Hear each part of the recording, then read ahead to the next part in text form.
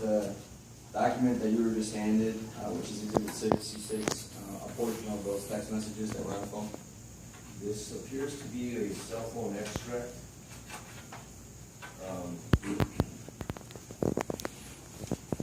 That appears to be that. And we're not gonna go through this document in its entirety.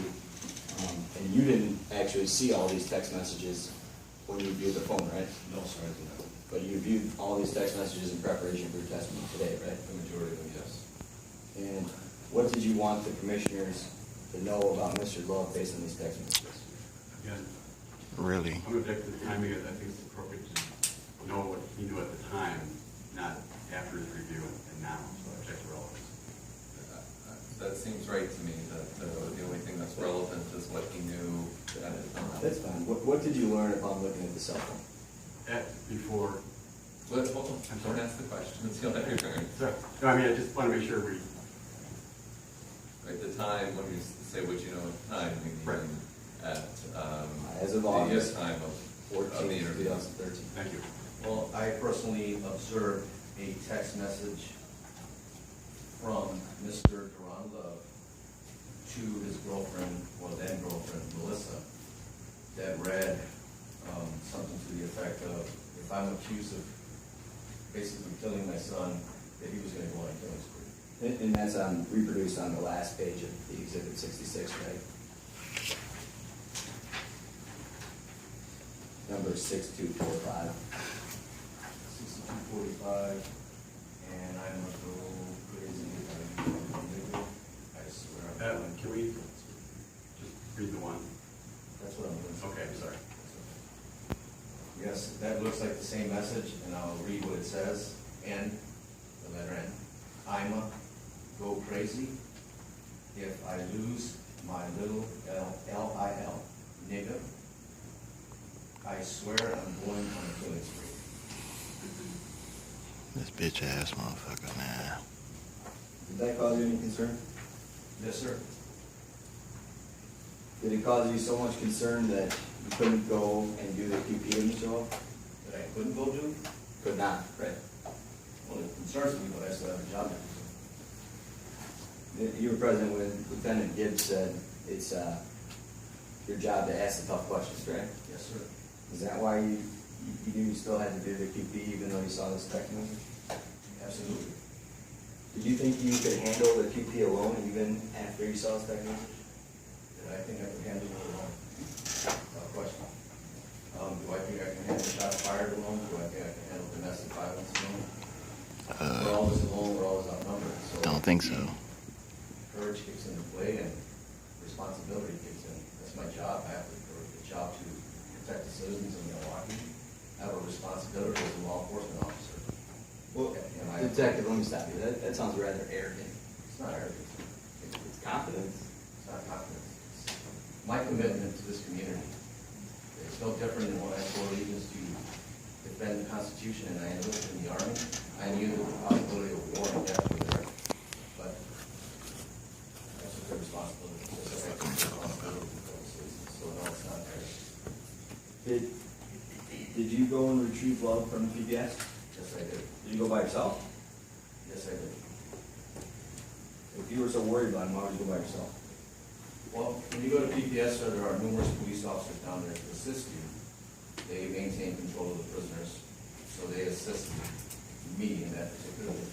Yeah, but there's a point where you're by yourself after you leave the main PPS area and go up to the 6th floor at the PAB, right? Well, yes, but I had handcuffed Mr. Love with his hands to his back, which minimizes his threat level to me, and I could escort him, in my opinion, safely to the interview. And Mr. Love was someone experienced in the system, right? I would say very experienced. And he knew that by coming up to talk to you, he'd probably get what I believe Detective Kopcha described as creature comforts. Most 2- and 3-time offenders know that they can get cigarettes, sodas, lunch, besides the bologna sandwich we get from McDonald's or whatever they available. So a lot of times they want to come up to that room with you because they know they're going to get something. Absolutely. So they're compliant. Sure.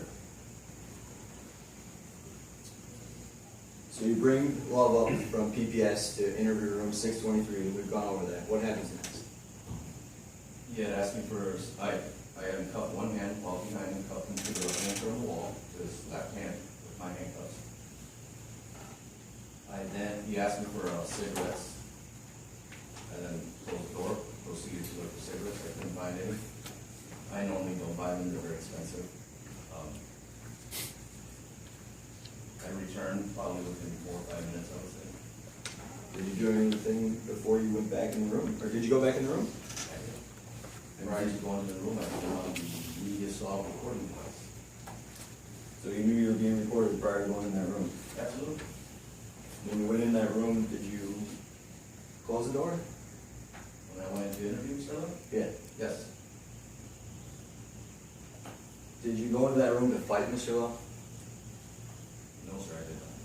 Did you go in that room initially to punish him? No, I did not. Did you go in there to show him who's boss? No. Why'd you go in that room then? To obtain, or an effort to obtain, a truthful confession from a baby. Fuck out of here. And when you first went in that room, there was some testimony about you putting your leg on a table. Remember that testimony? Did you put your leg on the table because you're bracing for a fight? Absolutely not. Why'd you put your leg on the table? Well, for 2 reasons that I can immediately think of. Number one, most of those tables are old and worn. They usually rock and rattle around, they make a lot of noise. It's been my experience that sometimes during critical testing or confessions, the suspect or my brother detective will slam that table against the wall and it makes a loud noise which sometimes obstructs the recording. It can also be shoved towards you or used as a weapon by the suspect. And I felt the leg, I just put my foot on it. So I wouldn't trip over, nothing was no nefarious intent. Again, I'm skipping over things for the sake of brevity, but at the time where you go to do that first strike of Mr. Love, what's going through your mind? When I do first strike, The haymaker it's been described as. to stop his attack before we convert him. But he was handcuffed. Well, I had forgotten that I had cuffed Mr. Love and left him in handcuffs. So you forgot he was cuffed. Why didn't you just check once he came at you to see whether or not he was cuffed?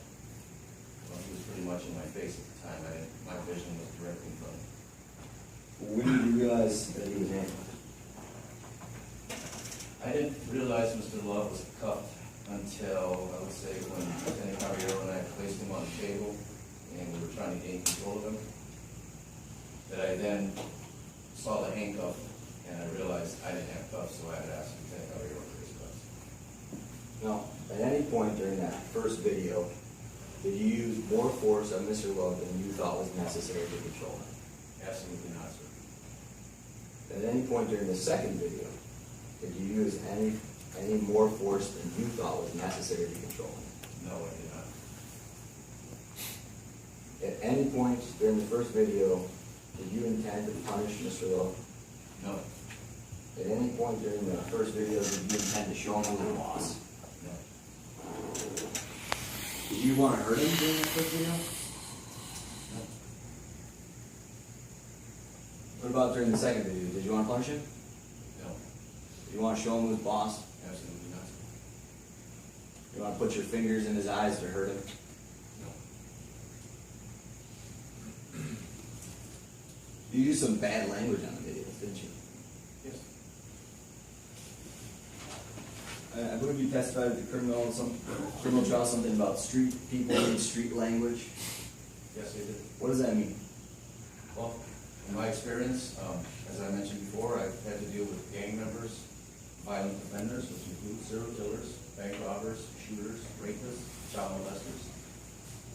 Those people in the streets, as we call them, street people, they don't come along willingly, they don't understand, yes, please, ma'am, sir. Sometimes you have to use the verbiage they use, it's common practice in the department. They don't understand.